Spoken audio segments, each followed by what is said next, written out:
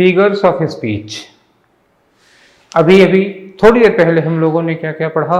हमने पढ़ा types of poem और टाइप्स ऑफ स्टैंजा, दो चीजें थोड़ी देर पहले पढ़ी। अब हम लोगों को पढ़ना है figures of speech. Figures of speech क्या होता है? अभी थोड़ी देर पहले बताया था। अलंकार होता है। क्यों प्रयोग किया जाता है इसका? ये एक पोएटिक डिवाइस है। आप सीमित सेंस में कह सकते हैं पोएटिक डिवाइस, वरना ये कहा जाता है कि लिटरेरी डिवाइस। अगर आपके एग्जाम में पूछा जाएगा लिटरेरी डिवाइस तब भी ये है, पोएटिक डिवाइस तब भी ये है। क्यों? पोएम में प्रयोग की जाती है इसलिए पोएटिक डिवाइस, पोएटिक टेक्निक भी कह सकते हैं। ठीक है ना? तो पोएटिक डिवाइस या पोएटिक टेक्निक। अब पोएम किस में आती है? लिटरेचर में आती है, इसलिए इसको क्या कह सकते हो? लिटरेरी टेक्निक या लिटरेरी डिवाइस, दोनों चीजें हैं। ठीक है, चाहे जिस नाम से। कितने नाम हो गए? Literary device, literary technique, poetic device, poetic technique, चाहे जो नाम लीजिए। तो ये है फिगर ऑफ स्पीच। हिंदी में इसका काउंटर पार्ट क्या है? अलंकार। तो अब अलंकार तो आपने पढ़ा होगा, जानते होंगे। अलंकार का प्रयोग साहित्य में किस लिए किया जाता है? कविता की खूबसूरती बढ़ाने के लिए, उसके अर्थ के महत्व को बढ़ाने के लिए, उस अर्थ का जो असर है, उसका जो प्रभाव है, वो प्रभाव बढ़ा देने के लिए। ठीक है। तो अंग्रेजी में भी फिगर ऑफ स्पीच उसी लिए प्रयोग किया जाता है कि कथन का जो महत्व है, जो कथन का, स्टेटमेंट का जो इंप्रेशन है, वो इंप्रेशन थोड़ा सा बढ़ जाता है, कभी कभी तो बहुत बढ़ जाता है। ठीक है ना? तो ये हो गया फिगर ऑफ स्पीच। क्यों प्रयोग किया जाता है, किसमें प्रयोग किया जाता है? अगर ये पूछ लिया जाए, मान लीजिए आपसे क्वेश्चन में कि why is figure of speech used in a poem, क्यों यूज किया जाता है, तो आप क्या कहेंगे? टू हाइटन द इफेक्ट या to heighten the beauty of poem. क्या क्या? टू हाइटन, हाइटन का मतलब क्या हुआ? बढ़ा देना। To heighten the effect and beauty of poem, दो चीजें होंगी, ब्यूटी, खूबसूरती पोएम की, और उसका इफेक्ट, इन दोनों को बढ़ाने के लिए फिगर ऑफ स्पीच का प्रयोग किया जाता है। ठीक है ना? तो फिगर ऑफ स्पीच जब हम लोग पढ़ेंगे तो पढ़ते समय हमें इसमें एक कैटेगराइजेशन करना है। कुछ फिगर ऑफ स्पीच ऐसे हैं जो इंडिपेंडेंट हैं, अपनी तरह के इकलौते। किसी कैसे हैं? अपनी तरह के इकलौते। और कुछ फिगर ऑफ स्पीच ऐसे हैं जो पूरे खानदान के साथ आते हैं। तो कुछ अपने खानदान के साथ आते हैं। इसमें हम दो तीन तरह के खानदान इसमें पाएंगे। एक है कंपैरिजन बेस्ड। कौन सा? Comparison based. और दूसरा है कंट्रास्ट बेस्ड। कंट्रास्ट बेस्ड का मतलब क्या हो गया? इनमें विरोध होता है। और तीसरा होता है साउंड बेस्ड। कौन सा? Sound based. और चौथा है पर्सोनिफिकेशन बेस्ड। तो ये चार कैटेगराइज्ड हैं। चार कैसे हैं? कैटेगराइज्ड फिगर ऑफ स्पीचेज हैं। अब इसमें कंपैरिजन बेस्ड दो हैं। दो ऐसे फिगर ऑफ स्पीच हैं जिनमें तुलना की जाती है। और कौन कौन से हैं? सिमिली और मेटाफर। ये क्या है? सिमिली और मेटाफर कंपैरिजन बेस्ड है। इन दोनों में, दो वस्तुओं में तुलना की जाती है। ठीक है? और दोनों में समानता दिखाई जाती है। ये हो गए कौन से? Comparison based. कुछ है कंट्रास्ट बेस्ड। कंट्रास्ट का मतलब इनमें विरोध होता है। विरोध होता है जिसमें एक है ऑक्सीमोरॉन, और कौन होगा? ऑक्सीमोरॉन होगा। और एंटीथेसिस होगी। क्या होगा? एंटीथेसिस। ये भी विरोधाभास का होता है। और एक है आयरनी। आयरनी में भी विरोधाभास होता है। और एक है पैराडॉक्स। पैराडॉक्स में भी दोनों कथनों में विरोध होता है। तो चार फिगर ऑफ स्पीच ऐसे हैं जो परस्पर कथन विरोधी होते हैं। ठीक है? तो अब ये विरोधी वाले हम एक साथ पढ़ेंगे। क्यों पढ़ेंगे एक साथ? एक नंबर से पढ़ते चले जाएं या फिर एक साथ? तो इन्हें एक साथ, ऑक्सीमोरॉन और एंटीथेसिस को एक साथ ही पढ़ेंगे। क्यों? ताकि ऑक्सीमोरॉन और एंटीथेसिस के बीच का डिफरेंस क्लियर हो जाए। अगर हम आज पढ़ा दें ऑक्सीमोरॉन, कल पढ़ाएं एंटीथेसिस, तो डिफरेंस क्लियर नहीं होगा। आप दोनों फिगर ऑफ स्पीचेज में कंफ्यूज होकर रह जाएंगे। तो इस तरह का कोई डाउट, कोई कंफ्यूजन ना रह जाए, इसलिए मैंने सोचा है कि जितने विरोधाभासी हैं उन सबको एक साथ, जितना तुलना पे आधारित हैं, जितना कंपैरिजन बेस्ड है, उन सबको एक साथ, और जो साउंड बेस्ड हैं, साउंड बेस्ड का मतलब क्या हुआ? ध्वनि पर आधारित हैं। जैसे हिंदी में आपने पढ़ा होगा अनुप्रास अलंकार। अनुप्रास क्या होता है? ये है एलिटरेशन अंग्रेजी में। अब अनुप्रास, हिंदी के अनुप्रास में क्या होता है, समान ध्वनि या समान वर्ण का उच्चारण होता है ना, तो समान वर्ण का की आवृत्ति बार बार हो तो यहाँ क्या होगा, यहाँ भी होगा सेम साउंड, सेम कॉन्सोनेंट का रिपीटेशन होता है, वही अनुप्रास है। और इसी तरह का एक होता है एसोनेंस और एक होता है कॉन्सोनेंस। एसोनेंस और कॉन्सोनेंस, आप बताइए एसोनेंस कॉन्सोनेंस में क्या होता है, अलिट्रेशन में पहला साउंड रिपीट होगा, पहला ही कॉन्सोनेंट साउंड। एसोनेंस में क्या होता है, कोई वॉवेल साउंड लास्ट का होगा। कॉन्सोनेंस क्या होता है, बीच का या लास्ट का कॉन्सोनेंट साउंड। तो ये तीन के तीनों कॉन्सोनेंट ये साउंड पर बेस्ड हैं, इसलिए इन्हें एक साथ पढ़ा जाएगा।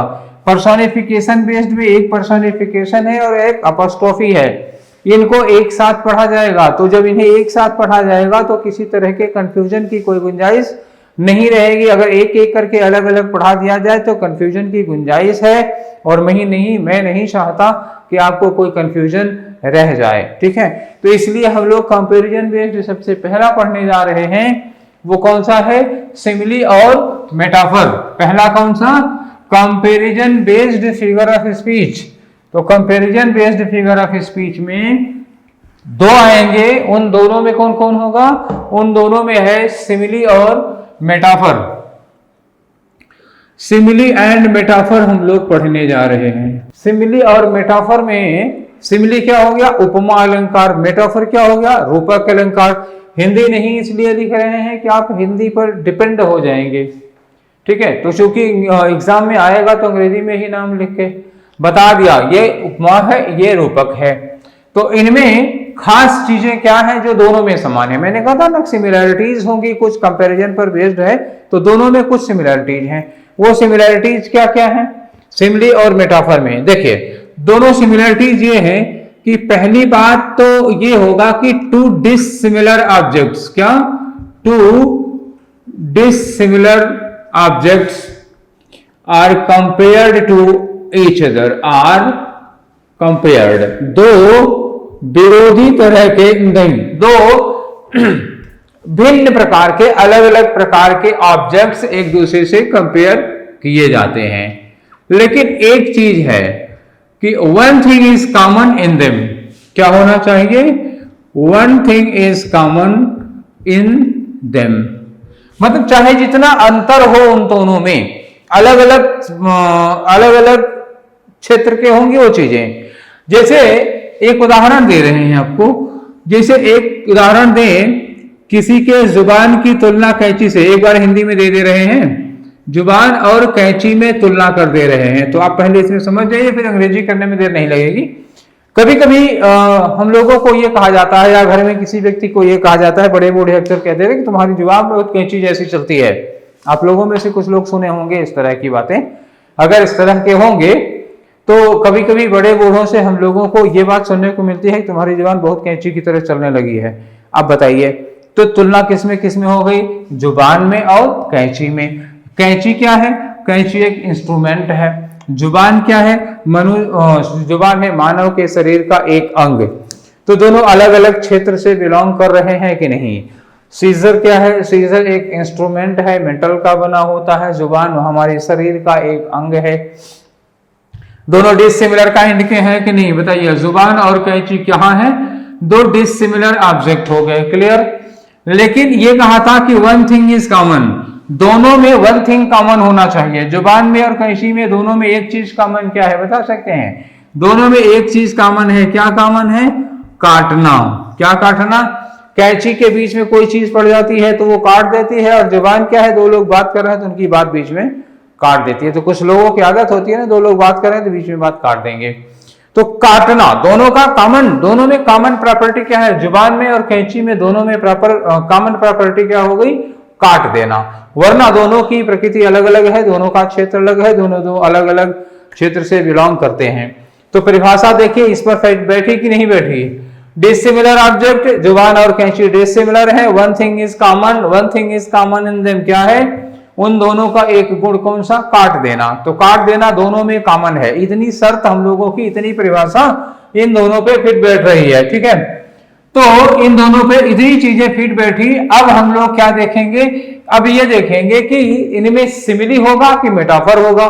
जब हम जुबान की तुलना कैंची से करेंगे तो फिगर ऑफ स्पीच क्या डिटरमिन किया जाएगा, वो सिमिली कहा जाए कि मेटाफर कहा जाए। तो सिमिली और मेटाफर में आखिर डिफरेंस क्या होगा, तो देख लेते हैं। ये सिमिली है और ये मेटाफर लिखा, आखिर क्या अंतर होगा इसमें। बात आ रही है वर्ड्स ऑफ कंपैरिजन की। हमने यहां क्या लिखा, वर्ड्स ऑफ कंपैरिजन। तो वर्ड्स ऑफ कंपैरिजन दो चार लिख लें फिर बताएं। वर्ड्स ऑफ कंपैरिजन क्या होता है, एज है, सो है, सेम है, सच है, ठीक है, लाइक है।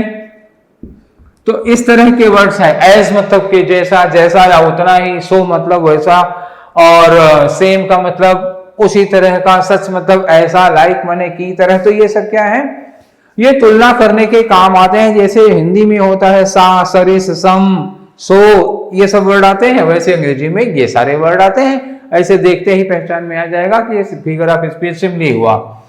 तो ये जो वर्ड्स हैं, वर्ड्स ऑफ कंपैरिजन, जिनसे हम तुलना किया करते हैं, ये वर्ड्स इनमें यूज किए जाते हैं। किसमें, सिमिली। फिगर ऑफ स्पीच अगर सिमिली हुआ तो ये वर्ड्स यूज होंगे। एज हो गया, सो हो गया, सेम हो गया, सच हो गया, लाइक हो गया। तो इस तरह के वर्ड प्रयोग किए जाएंगे, तब वो क्या होगा, देखिए आर यूज्ड। अगर are used, these, any of these words is used, तो क्या होगा, सिमिली होगा। और अगर इनमें से कोई वर्ड नॉट यूज्ड, क्या लिखा मैंने, नॉट यूज्ड, तुलना की गई और इनमें से किसी शब्द का प्रयोग नहीं किया, बिना इनका प्रयोग किए तुलना की गई, तो वो होगा मेटाफर। और इनका प्रयोग करके तुलना की गई तो वो क्या होगा, सिमिली। ठीक है, तो थोड़ा और क्लियर आउट करते हैं। हम लोग क्या करते हैं, एक सेंटेंस यूज करते हैं। तो एक सेंटेंस यूज करके आपको बताते हैं कि वो सिमिली है या मेटाफर है, फिर आपसे पूछते हैं अलग अलग तरह के सेंटेंस। ठीक है, तो एक सेंटेंस लिखा हमने, यहां लिखा कि life is like a stage. क्या लिखा, life is like a stage. और यही अगर हम कह दें लाइफ इज अ स्टेज, आखिर दोनों में कथनों में क्या फर्क है। दोनों कथनों का अर्थ एक ही है, तात्पर्य भी एक ही है, बस कहने का अंदाज थोड़ा अलग हो गया। इसमें कहा कि जीवन एक रंगमंच के जैसा है, तो तुलना की, और ये कहा कि उसके जैसा है, उनमें समानता दिखाई गई। और यहाँ कहा कि लाइफ इज अ स्टेज, यहाँ समानता नहीं दिखाई जा रही है, इसमें सांगोपांग निरूपण कर दिया जा रहा। इसमें यह कहा कि जीवन एक रंगमंच है, जीवन एक रंगमंच जैसा नहीं, जीवन एक रंगमंच है के जैसा, यही हटा दिया तो उसको क्या मान लिया, जीवन को रंगमंच ही मान लिया। तो यह भी एक तरह का सिमिली है, इसको कहते हैं implied. Metaphor is an implied simile. तो मेटाफर इम्प्लाइड सिमिली है in which comparison is made without using words of comparison. तो सो लाइक एज नहीं यूज किया गया, बस यही लाइक अगर लगा होता तो सिमिली होता, वो लाइक नहीं लगा है तो क्या हो गया, ये मेटाफर हो गया। तो यही इन दोनों का डिफरेंस है, सिमिली और मेटाफर का। हम आपको 2-3 सेंटेंस देते हैं, ठीक है, उसी पर इसको पता लगाते हैं कि कौन सा फिगर ऑफ स्पीच होगा। ये हमारे सामने 4 एग्जाम्पल हैं। अब इन 4 एग्जाम्पल्स में आप सिमिली और मेटाफर डिसाइड करिए। चलिए हमारे साथ। Life is a walking shadow, जीवन एक चलती फिरती परछाई है। तुलना की जा रहा है किसमें, जीवन में और चलती फिरती परछाई में तुलना की जा रही है। लेकिन तुलना करने के लिए कोई तुलना वाला शब्द प्रयोग किया, लाइक, एज, सो, सेम, ऐसा कोई वर्ड लगा है, नहीं लगा है। तो ये कौन सा फिगर ऑफ स्पीच होगा, इट इज मेटाफर। यहां लिखा इट ड्रॉपथ एज जेंटल रेन, ये मर्सी की तुलना की जा रही है बारिश से, और कहा जा रहा है कि दया बारिश की बूंदों की तरह आसमान से धरती की ओर गिरती है। तो क्या कहा, बारिश की बूंदों की तरह, तो मतलब यहाँ क्या लिखा हुआ है, एज लगा हुआ है, एज लगा है, तो ये कौन सा फिगर ऑफ स्पीच हुआ, सिमिली हुआ। यहाँ ये camel is the ship of desert, camel ऊंट, किससे तुलना हो रही है, शिप ऑफ डेजर्ट, किससे तुलना की जा रही है, शिप से तुलना की जा रही है। तो जो शिप है वो समुद्र पार कराने में आपकी मदद करती है, और ऊंट क्या करता है, रेगिस्तान का समुद्र पार कराने में आपकी मदद करता है। तो दोनों यातायात के साधन आए और एक बहुत ही खतरनाक, बहुत बड़ा रास्ता पार कराने में मदद करते हैं। तो कैमल की तुलना किससे की गई? शिप से की गई, लेकिन कहीं पर एज, सो, लाइक इस तरह का वर्ड नहीं यूज किया गया। तब ये कौन सा फिगर ऑफ स्पीच होगा? मेटाफर होगा। अगर यही लिखा होता camel is like the ship of desert, तब ये क्या होता? सिमिली होता। नीचे लिखिए सी हैंग्स, सी किसके कौन है? पलंकिन है। सरोजिनी नायडू की एक पोएम है द पलंकिन बियरर्स, उसी में से ये लाइन ली गई है। उन्होंने कहा था कि palanquin hangs like a pearl on string. तो लाइक किससे तुलना की गई? धागे में पिरोया हुआ मोती और पलंकिन, पालकी, इन दोनों में, मोती और पालकी में तुलना की गई है। लेकिन तुलना करने के लिए कौन सा शब्द लगाया? लाइक। अगर लाइक शब्द लगा दिया तो ये कौन सा फिगर ऑफ स्पीच होना चाहिए? सिमिली। तो इसी तरह के आपके एग्जाम में बहुत सारे वर्ड्स आएंगे, बहुत सारे सेंटेंस आएंगे, तो आप उसको सिमिली मेटाफर में कैसे डिफरेंस करेंगे? इसी तरह डिफरेंस कर लेंगे। हम लोग अगला बढ़ते हैं किसके आधार पर? अब बढ़ते हैं पर्सोनिफिकेशन, विरोध के आधार पर पहले पढ़ लेते हैं। जो कंट्रास्ट के आधार पर, विरोध के आधार पर, विरोधी कथन के आधार पर हमारे पास जो फिगर ऑफ स्पीच हैं 4, पहले उनका डिफरेंस क्लियर कर लेते हैं, फिर आगे बढ़ते हैं। ठीक है, तो चलिए अब हम लोग किस पे चलने जा रहे हैं? Based on the contrast statement. Contrast based figure of speeches कौन है? हमारा ऑक्सीमोरॉन है। आपने 12th क्लास में पढ़ा होगा। ऑक्सीमोरॉन क्या होता है? विरोधाभास, एंटीथेसिस और आयरनी, विडंबना जिसको कहते हैं, और पैराडॉक्स। ठीक है ना?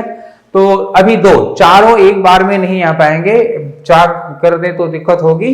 दो पहले हम ऑक्सीमोरॉन, एंटीथेसिस कर देते हैं, फिर आयरनी और पैराडॉक्स कर देंगे। ठीक है ना? तो ऑक्सीमोरॉन और एंटीथेसिस में आखिर क्या फर्क क्या है? विरोध क्या है? अंतर क्या है? मतलब अगर बहुत कायदे से, बहुत ज्यादा कंसंट्रेट करके ध्यान से नहीं सोचेंगे तो दोनों बिल्कुल एक जैसे लगेंगे, बिल्कुल एक जैसे लगेंगे। डिफरेंस करने के लिए आपको बहुत कंसंट्रेट होगा, मेरे साथ होना होगा। तो चलिए, ऑक्सीमोरॉन क्या होता है? Two opposite terms. बहुत ध्यान दीजिएगा हम क्या लिख रहे हैं। Two opposite terms, opposite terms, two opposite terms. Opposite का मतलब विरोधी या कॉन्ट्राडिक्टरी। अब दो वर्ड लिख नहीं रहा हूं, आप समझ लिया, अपोजिट या contradictory. Two opposite terms, terms used in a sentence, used in a sentence। अब हमें एंटीथेसिस का भी लिखने दीजिए तब आपको बताएं।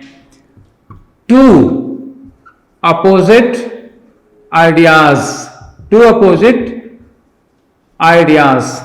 अपोजिट या कॉन्ट्राडिक्टरी, चाहे जो लिखा हो, अपोजिट लिखा हो या कॉन्ट्राडिक्टरी लिखा हो, भाई दोनों में कोई अंतर नहीं है, विरोधी दोनों का मतलब हुआ। टू अपोजिट या contradictory ideas in a sentence. अब बताइए दोनों में फर्क क्या पड़ रहा है? Two opposite terms used in a sentence, two contradictory या two opposite ideas used in a sentence. तो फर्क किसका बना बच्चा? ये क्या है? टर्म्स का, और ये क्या है? आइडियाज का। ऑक्सीमोरॉन एंटीथेसिस में सबसे बड़ा फर्क किसका होता है? ऑक्सीमोरॉन में दो विरोधी टर्म्स होते हैं, एंटीथेसिस में क्या होते हैं? दो विरोधी आइडियाज होते हैं एक ही सेंटेंस में। इतनी सी बात से दोनों में फर्क आ जाएगा, अंतर आ जाएगा। चलिए देखते हैं क्या बड़ा डिफरेंस होगा। अगर हम ये कहते हैं कि कोई व्यक्ति है, ही इज रेगुलरली इर्रेगुलर, क्या कहा हमने? He is regularly irregular. अब एक व्यक्ति है जो इर्रेगुलर रहता है और उसकी जो इर्रेगुलरिटी है वो बहुत रेगुलर है। मतलब क्या हुआ? जैसे कोई आदमी बृहस्पतिवार को यानी थर्सडे को एब्सेंट होता है, तो हर थर्सडे को एब्सेंट रहता है, तो बताओ उसकी एब्सेंस जो है, उसकी इर्रेगुलरिटी जो है, उसमें भी एक रिदम, एक पैटर्न नजर आ रहा है। उसके इर्रेगुलर रहने में रेगुलरिटी नजर आ रही है। तो दो विरोधी शब्द हैं ये, रेगुलरली और इर्रेगुलर। ये क्या है? टर्म्स हैं, एक वाक्य नहीं है। रेगुलरली कोई वाक्य नहीं है, इर्रेगुलर कोई वाक्य नहीं है। मतलब regularly irregular is not two different sentences. ये दो डिफरेंट सेंटेंस नहीं है, टू डिफरेंट टर्म्स हैं and both are opposite to each other. Irregular और रेगुलर, रेगुलर और इर्रेगुलर, ये दोनों क्या है? एक दूसरे के विरोधी हैं। एक शब्द है, एक साथ लिखे हैं, तो क्या हो गया? तो ये हो जाएगा ऑक्सीमोरॉन। और यहां देखिए क्या लिखा है? To error is human. Error मतलब क्या हुआ, अरे इसी से बनी है एरर। एरर सुने हैं ना, एरर क्या है, एरर है क्या, मिस्टेक, गलती करना। ये गलती हो गई, एरर हो गई। अगर ये मिटा दे तो ये क्या हो गई, वर्ब हो गई। वो नाउन था, ये वर्ब हो गई। तो टू एरर का मतलब क्या हुआ, गलती करना। टू एरर इज ह्यूमन, क्या है, टू एरर इज ह्यूमन। आगे लिखा है to forgive, to forgive divine. Divine का मतलब क्या हुआ, ईश्वरीय, दैवीय।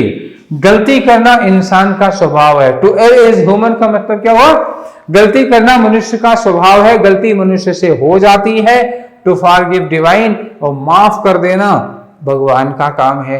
तो जो गलती कर देता है वो मानवीय मिस्टेक है, ह्यूमन मिस्टेक है। हर आदमी से गलती हो ही जाती है, गलतियां इंसान से ही होती हैं, भगवान उन्हें माफ कर देता है। देखिए यहां लिखा है एर, गलती करना, यहां लिखा है फॉरगिव, माफ करना।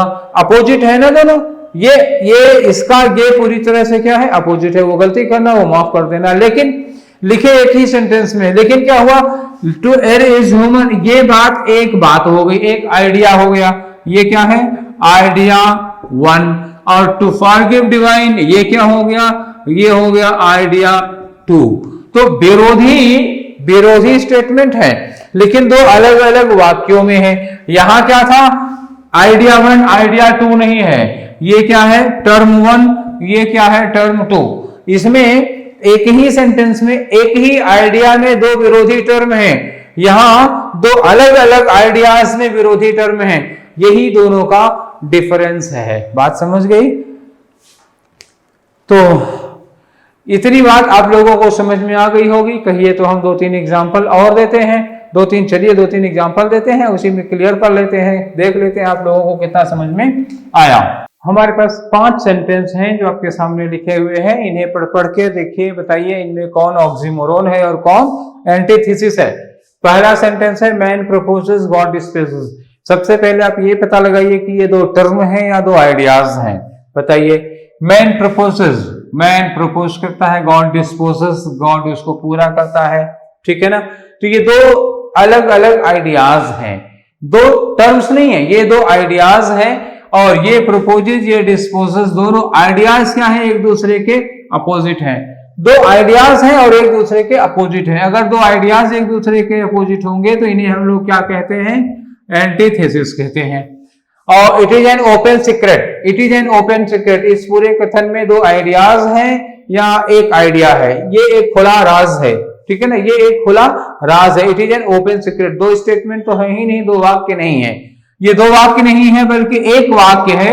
ये एक वाक्य है, एक सेंटेंस है जिसमें ओपन और सीक्रेट दो शब्द लगे हुए हैं। एक शब्द है ओपन, एक शब्द है सीक्रेट। जरूरी नहीं कि सेम पार्ट ऑफ स्पीच के हों, बस सीक्रेट नाउन है, ओपन एडजेक्टिव है, लेकिन सीक्रेट ओपन एक दूसरे के अपोजिट है। जो सीक्रेट है वो ओपन कैसे होगा, राज का मतलब छुपा होना चाहिए ना, तो वो ओपन कैसे होगा। तो सीक्रेट ओपन है, क्या हो गया, ये विरोधी हो गया। तो दोनों टर्म्स विरोधी हैं। दो कथनों का विरोध नहीं हो रहा है, दो शब्दों का विरोध हो रहा है। तो चूंकि दो शब्दों का विरोध हो रहा है, इसलिए ये क्या होगा, oxymoron. And having nothing he has all, उसके पास कुछ नहीं है फिर भी उसके पास सब कुछ है। ठीक है ना, having nothing he has all, क्या दो बातें हैं, नहीं, दो बातें नहीं है। क्या है, बात एक ही है, दो अलग अलग कथन नहीं है, कथन एक ही है उसके पास। तो ये वाक्य एक ही है। हैविंग नथिंग क्या हो गया, हैविंग नथिंग पार्टिसिपल है, दो वाक्य नहीं हुए, ये वाक्य एक ही है। ठीक है ना, तो वाक्य एक ही है, दो परस्पर विरोधी बातें कही जा रही हैं, इसलिए क्या कहा जाएगा, oxymoron.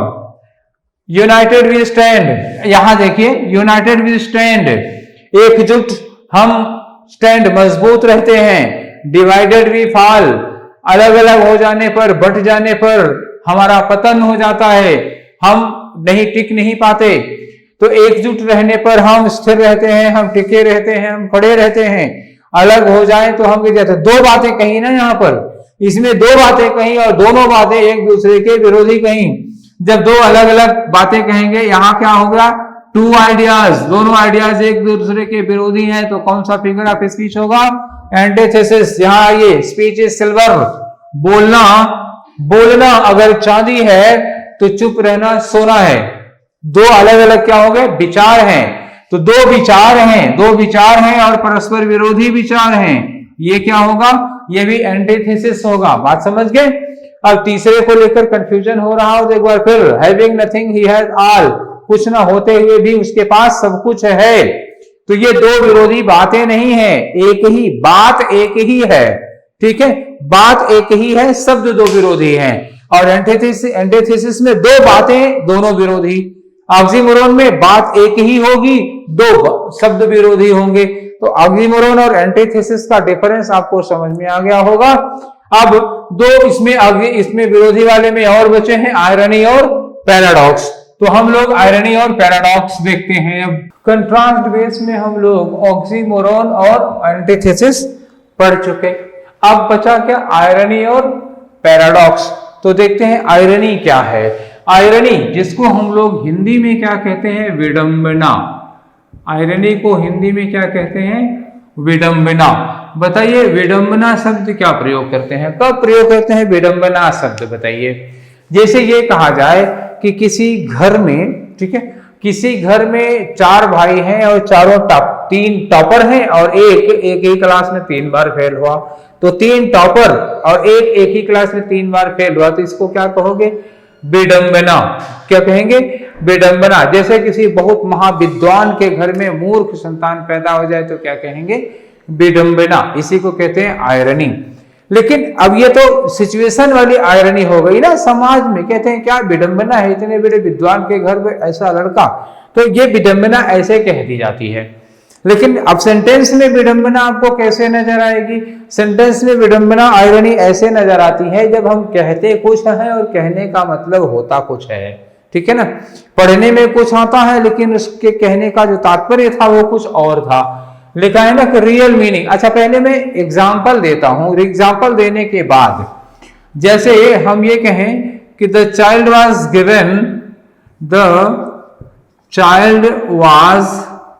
Given excellent, the child was given excellent on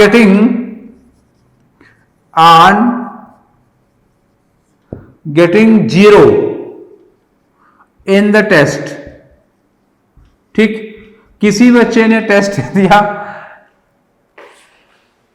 हुआ होगा, आप लोगों के साथ भी हुआ होगा, कभी ना कभी मेरे साथ भी हुआ है, तो अक्सर ऐसा हो जाता है। प्रैक्टिकल लाइफ से रिलेट करके सीखिए तो आसानी होगी, मजा आएगी। कभी कभी होता यह है कि टेस्ट में 0 मिला और टेस्ट में 0 मिला और बड़ी तारीफ, मतलब टेस्ट में मिला है 0, टीचर क्लास में खड़ा करके बड़ी तारीफ करते हैं, वाह भाई इनसे मिलिए, ये देखिए कितने महान है, बहुत मेहनत करते हैं, इन्हें तो टॉप कर दिया। अब उसमें कैसा लगता है सोच लीजिए। टीचर क्या कह रहा है? इन्होंने तो टॉप कर दिया। कह क्या रहे हैं? इन्होंने तो टॉप कर दिया। और नंबर कितना मिला है? 0। कभी कभी घर में नहीं होता कि मतलब स्कूल में परफॉर्मेंस बहुत खराब, घर आते हैं तो पापा कहते हैं कि ये मेरा नाम रोशन करेंगे, इन्होंने तो मेरा बहुत नाम कर दिया, चारों तरफ मेरा नाम हो रहा है। तो अब सोचो ये क्या है? तो जिसको कहा जा रहा है वही नहीं समझेगा कि क्या है। ठीक है, तो जब खराब परफॉर्मेंस पे तारीफ होती है तो उस तारीफ का आशय तारीफ नहीं होती। जब खराब रिजल्ट आने पे पापा कहते हैं वाह बहुत नाम करोगे मेरा, तो अब सोचो वो तारीफ होती है या फिर कुछ और होता है? समझ रहे हैं ना क्या होता है? तो जब कहा जो जा रहा है, जो कहा जा रहा है कि आप बड़ा नाम रोशन करोगे, इन्होंने मेरा नाम रोशन कर दिया, तो जो कह रहे हैं, कहने का तात्पर्य वो नहीं है जो कह रहे हैं। यही होती है आयरनी, यही होती है विडंबना। तो ये जो कहा जा रहा है कि बच्चे को 0 नंबर लाने पर उसको एक्सीलेंट दिया गया, तो इस एक्सीलेंट का जो शब्द है एक्सीलेंट, एक्चुअली ये वर्ड तो है एक्सीलेंट, लेकिन यहाँ प्रयोग जो किया गया है वो एक्सीलेंट के सेंस में नहीं प्रयोग किया गया है, एक तरह से ये ताना मारा गया है। तो जब शब्द का प्रयोग इस तरह से हो कि जो उसकी वास्तविक मीनिंग है उस मीनिंग में ना आए, इंटेंशन कुछ और हो, उसकी मीनिंग कुछ और हो। यहां क्या लिखा है? रियल या इंटेंटेड मीनिंग। इंटेंटेड मीनिंग क्या होता है? जो हमारा इंटेंशन था, जो हमारा इरादा था कहने का, वो अपोजिट है किसके? व्हाट इज बीइंग कन्वेड, जो देखने में लग रहा है, जो इसकी लिटरल मीनिंग है, जो उसका शाब्दिक अर्थ है, उस लिटरल मीनिंग शाब्दिक अर्थ का हमारा तात्पर्य नहीं, हमारा तात्पर्य उसका उल्टा था। जैसे यहां कहा इन्होंने एक्सीलेंट, और चाहते क्या है? कहना चाहते हैं ना महाबेकार।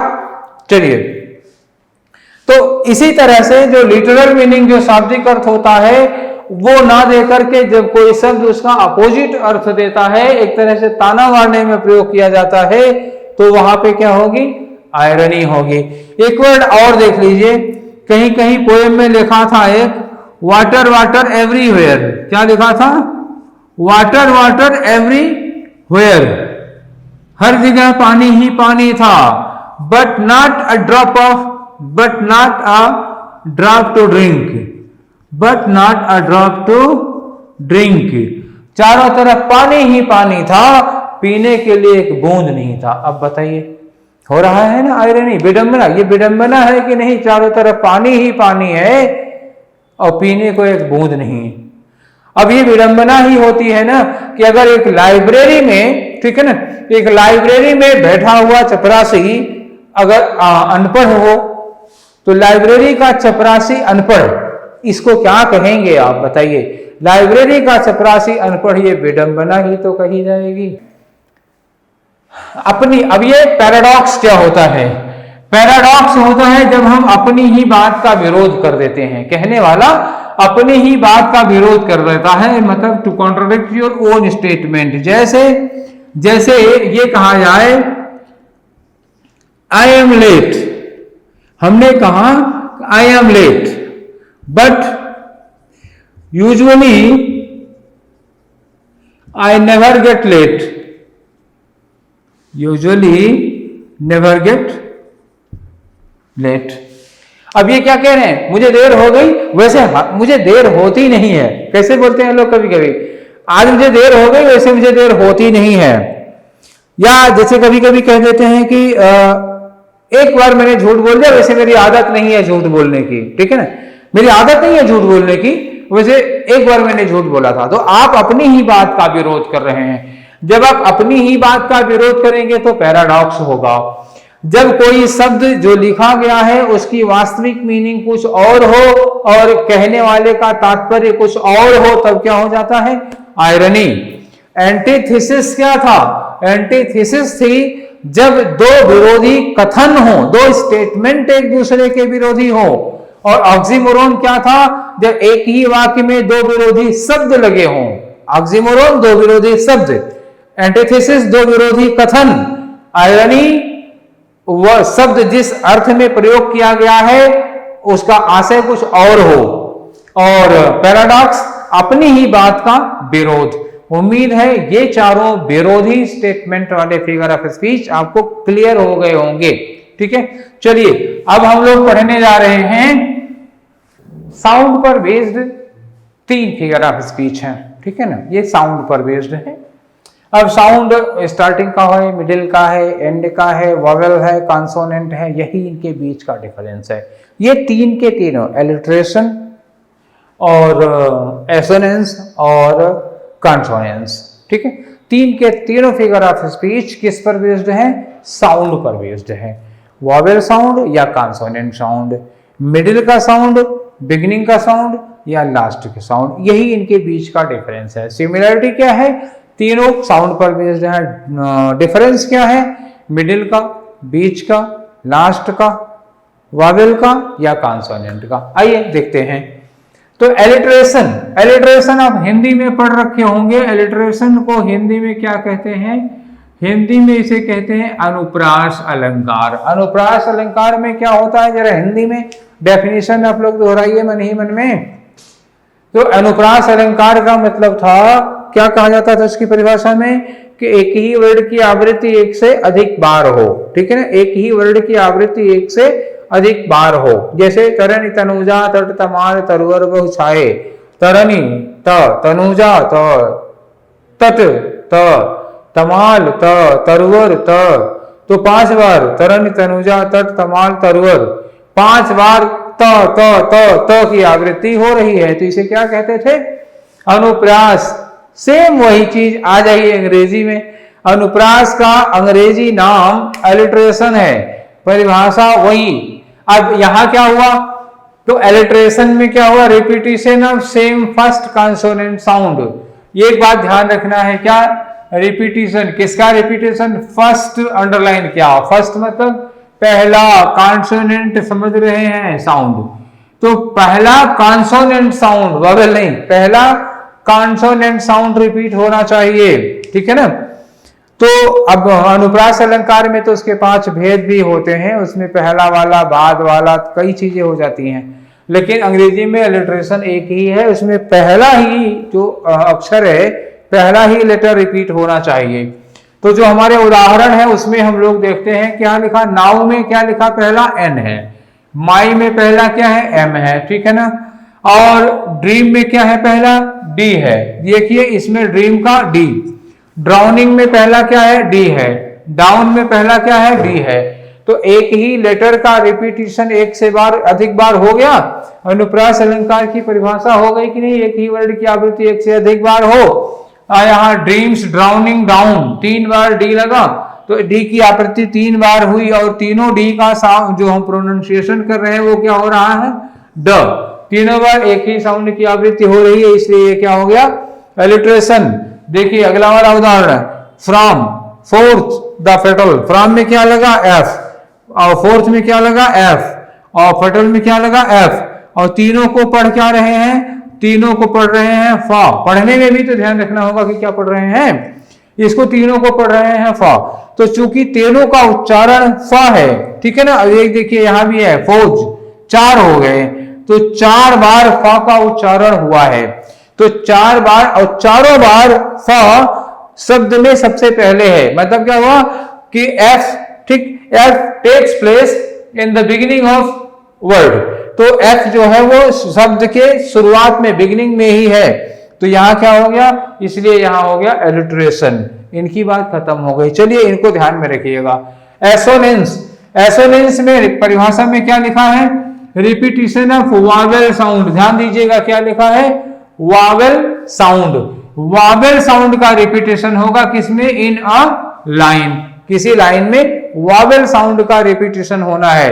तो वावेल साउंड का रिपीटेशन मेन में बताइए किसकी मात्रा लगी है? मेन में ए की मात्रा लगी है। सेल में किसकी मात्रा लगी है? ए की मात्रा लगी है। वेडिंग में किसकी मात्रा लगी है? ए की मात्रा लगी है। बेल्स में किसकी लगी है? ए की लगी है। बात हमें ई से नहीं है, मतलब ई का नहीं है।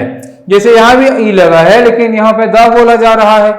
तो जो वावेल साउंड है, वावेल साउंड ए क्या आ रहा है? वावेल साउंड यहाँ पे, यहाँ वावेल साउंड आ रहा है ए की मात्रा क्या होती है? ऐसे होती है। तो इस ए का साउंड रिपीट हो रहा है। इसमें मेन, सेल, वेडिंग, बेल्स। तो 4 बार ए का साउंड रिपीट हुआ, ठीक है ना। तो ये वावेल साउंड रिपीट हुआ, ना कि कॉन्सोनेंट साउंड हुआ। तो वावेल साउंड रिपीट हुआ तो कौन सा होगा? एसोनेंस। अब नीचे आ जाइए। गो। गो में क्या लिखा? ओ की मात्रा लगी। स्लो में क्या लगा? ओ की मात्रा लगी। ओवर में क्या लगा? ओ की मात्रा लगी।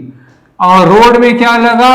ओ की मात्रा लगी। देखिए सबके सब में ओ की मात्रा, सब में साउंड, वावेल साउंड रिपीट हो रहा है। इसमें भी वावेल साउंड, इसमें भी ओ, इसमें भी ओ, इसमें भी ओ। सब में एक ही वावेल साउंड रिपीट हो रहा है। तो जब एक से ज्यादा शब्दों में एक ही वावेल साउंड रिपीट होता है तब कौन सा फिगर ऑफ स्पीच होगा? एसोनेंस। नीचे आइए।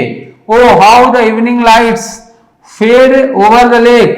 फेड में क्या लिखा? इसको क्या लिखेंगे? फेड। और यहाँ क्या लिखा? Over the lake. तो इसमें भी किसकी मात्रा है? ए का। इसमें भी किसकी है? ए की। तो दोनों में एक ही साउंड ए, दोनों में ए साउंड रिपीट हो रहा है। और एक ऐसा साउंड है, वावेल साउंड है। ठीक, एक ही लाइन में अगर एक से अधिक शब्दों में एक ही वावेल साउंड रिपीट होता है तो वहां कौन सा फिगर ऑफ स्पीच होगा?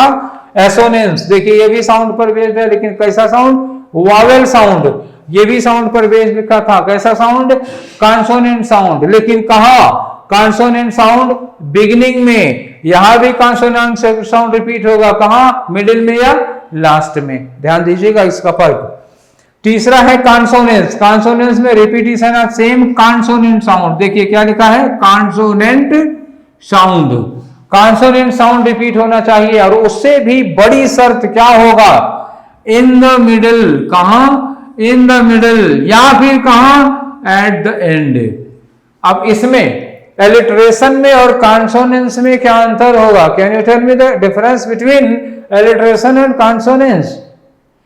यहां भी कॉन्सोनेंट साउंड का रिपीटिशन, यहां भी कॉन्सोनेंट साउंड का रिपीटिशन। फर्क क्या है, यहां है वर्ड्स के शुरू में, यहां क्या है वर्ड्स के मिडिल में या एंड में, बस यही फर्क है दोनों का। तो एलिट्रेशन और कॉन्सोनेंट का डिफरेंस कर लीजिए। एलिट्रेशन में सेम कॉन्सोनेंट साउंड शुरू में रिपीट होगा, और कॉन्सोनेंस में सेम कॉन्सोनेंट साउंड बाद में रिपीट होगा, मिडिल में या फिर लास्ट में। और एसोनेंस क्या है, एसोनेंस में वावेल साउंड रिपीट होता है, ठीक है। अब ऐसे कैसे याद करेंगे, एसोनेंस में क्या लिखा है, ए लिखा है, ए लिखा है तो वावेल साउंड होगा। यहां कॉन्सोनेंस में सी लिखा है, सी लिखा है तो क्या होगा, कॉन्सोनेंट साउंड रिपीट होगा। ऐसे भी आप याद कर सकते हैं, जैसे आपकी मर्जी। चलिए देखते हैं इसका उदाहरण। I will swing bye my ankles. I will swing bye my ankles.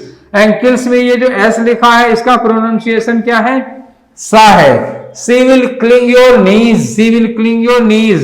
यहां पर जो एस का प्रोनाउंसिएशन है वो क्या है, जा, नीज, के एन डबल ई एस, घुटना। नीज में एस का प्रोनाउंसिएशन क्या है, ज। As you hang by your rose, nose, nose में ज। From a high of trapeze, trapeze में देखिए ये क्या लिखा है, जेड, प्रोनाउंसिएशन क्या है, ज। तो एंड में कहा था ना मैंने कि मैच होना चाहिए, तो किसका, नीज का ज और ट्रेपीज का ज। लास्ट में है ना, दोनों का साउंड एक जैसा है, एक में एस से और एक में जेड से, दोनों का प्रोनाउंसिएशन क्या है, एक ही है। तो लेटर्स अलग अलग हैं, एक में एस है एक में जेड है, लेकिन साउंड दोनों का ज है, इसलिए वहां क्या होगा, कॉन्सोनेंस। तो साउंड के आधार पर तीन अलग अलग तरह के जो फिगर ऑफ स्पीच हुए थे वो हम लोगों ने पढ़ लिए, कंफर्म हो गया। Let's proceed to the next. तो ये निर्जीव चीज को सजीव मानने पर बेस्ड दो फिगर ऑफ स्पीच हैं, एक है पर्सोनिफिकेशन और एक है अपॉस्ट्रोफी। तो पर्सोनिफिकेशन का हिंदीकरण कर दें तो इसका मतलब हो जाएगा मानवीकरण, और अपॉस्ट्रोफी क्या हो जाता है, संबोधन। नाम से जाहिर है संबोधन, नाम से जाहिर क्या है, जब हम किसी को संबोधित करते हैं तो वो क्या हो जाएगा, संबोधन। और संबोधन करने में हमें उस व्यक्ति से बात करनी होगी तभी तो संबोधन होगा, ठीक है। चलिए, पर्सोनिफिकेशन और अपॉस्ट्रोफी में कितना समानता है और कितना अंतर है, ठीक है। चलिए, पर्सोनिफिकेशन में क्या होती है, नॉन लिविंग थिंग्स होती हैं, और अपॉस्ट्रोफी में भी क्या होती है, नॉन लिविंग थिंग्स होती है। क्या होंगी, निर्जीव वस्तुएं होंगी। निर्जीव वस्तुओं में क्या हो सकता है, ये कुर्सी है, मेज है, पंखा है, और ठीक है बाग बगीचे हैं, सड़क है, इस तरह की तमाम चीजें होंगी निर्जीव वस्तुएं। एब्स्ट्रैक्ट आइडियाज, एब्स्ट्रैक्ट आइडियाज से मतलब क्या हुआ, जैसे अमूर्त विचार, जैसे डर, प्यार, महंगाई, भ्रष्टाचार, अवसर, मृत्यु, जन्म, जीवन, ये सब चीजें क्या है, ये सब हो गए एब्स्ट्रैक्ट आइडियाज, जिन्हें आप हाथ से छू नहीं सकते। एब्स्ट्रैक्ट नाउन की परिभाषा में मैंने बताया था। तो एब्स्ट्रैक्ट आइडियाज पर्सोनिफिकेशन में भी हैं और एब्स्ट्रैक्ट आइडियाज किसमें है, अपॉस्ट्रोफी में भी है। मतलब इनका भी इनका और इनका दोनों का पर्सोनिफिकेशन अपॉस्ट्रोफी दोनों हो सकता है। चलिए, अपॉस्ट्रोफी में कुछ और क्या है, इसमें द डेड भी आ गए। द डेड का मतलब क्या हुआ कि ऐसे मनुष्य जो इस धरती पर जिनका अस्तित्व था किंतु आज उनका अस्तित्व नहीं है, आज वो इस दुनिया को छोड़कर हमेशा के लिए जा चुके हैं, उन लोगों को भी हम लोग संबोधित कर सकते हैं। और द एब्सेंट, एब्सेंट का मतलब ऐसे भी लोग जो मृत्यु को नहीं प्राप्त हुए हैं किंतु जहां बात कर रहे हैं वहां वो नहीं है। जैसे हम लखनऊ में बैठकर आपको पढ़ा रहे हैं, कोई दिल्ली में है उसको हम बुलाएं, यहां से अगर बात करें तो ये अपॉस्ट्रोफी हो सकता है, ठीक है। तो अपॉस्ट्रोफी में पर्सोनिफिकेशन में दो समानताएं हैं, इसमें भी नॉन लिविंग थिंग, उसमें भी नॉन लिविंग थिंग, इसमें भी एब्स्ट्रैक्ट आइडियाज, इसमें भी एब्स्ट्रैक्ट आइडियाज। अपॉस्ट्रोफी में दो चीजें और बढ़ जाती हैं, द डेड भी आ जाते हैं, मृत, और एब्सेंट लोग भी आ सकते हैं, ठीक है। फिर दोनों में ट्रीटमेंट का क्या फर्क है, क्या बिहेवियर का फर्क होगा। पर्सोनिफिकेशन में हम इन्हें क्या मानते हैं, डिपिक्टेड एज ह्यूमन, कौन, नॉन लिविंग थिंग्स और abstract ideas are depicted as human. हम इन्हें किस रूप में प्रस्तुत करते हैं, एक मानव के रूप में प्रस्तुत करते हैं, ऐसे जैसे कि ये हाड़ और मांस, हड्डी और हाड़ नहीं समझ पाए होंगे, हड्डी और मांस से बने जीते जागते व्यक्ति हैं, ठीक है ना। और इनके हाथ, मुंह, नाक, पैर, आंख सब कुछ है, मतलब एक तरह से पूरी तरह से सशरीर मनुष्य के रूप में स्वीकार कर लेते हैं, उसी तरह इनके साथ बिहेव करते हैं, पेश करते हैं। और अपॉस्ट्रोफी में क्या होता है कि हम इन्हें सीधे संबोधित करते हैं। अच्छा, जब आप किसी को सीधे संबोधित करोगे तो सीधे संबोधित करने के पहले इन्हें मनुष्य मानना पड़ेगा, ठीक है ना। जैसे अगर हम इस पंखे को संबोधित होकर कुछ बोलें, तो जब हम कहें कि ओ पंखे तू मेरी बात सुन, तो इसका मतलब वह हमें ये मानना पड़ेगा कि इस पंखे के कान हैं और ये मेरी बात को सुन रहा होगा। कभी कभी लोग अपनी बाइक से बातें करते हैं कि मुझे रास्ते में धोखा मत देना, तो इसका मतलब क्या हुआ, ऐसे बात करते हैं जैसे उस बाइक के, उस मोटरसाइकिल के कान है, उसके पास दिमाग है जो मेरी बात को सुन के उसको महसूस करेगी और रिस्पॉन्ड करेगी। तो जब हम निर्जीव से बातें करते हैं तो इसका मतलब हम पहले मान लेते हैं कि वो मनुष्य है, उसके कान है, उसके आंख है। जब हम अपनी मोटरसाइकिल से कहें जरा देख के चलना, तो इसका मतलब हम ये कह रहे हैं कि वो मनुष्य है, मानव है, उसके पास आंखें हैं, वो मेरी बातों को समझ रही है और रिस्पॉन्ड करेगी, ठीक है। तो अपॉस्ट्रोफी हम जब भी तभी अपॉस्ट्रोफी लगाएंगे जब हम उन निर्जीव वस्तुओं को पहले से मनुष्य मान लिए हों। बस इसमें और क्या हो जाता है, इसमें और हो जाता है कि वो लोग जो इस दुनिया में नहीं है उन्हें भी शामिल कर लेते हैं और उन्हें डायरेक्टली एड्रेस का मतलब हम उनसे सीधे बातें करते हैं, केवल मान नहीं लेते हैं, मान करके उनको एग्जीक्यूट भी कर लेते हैं, मतलब उनसे सीधे बातें कर रहे हैं।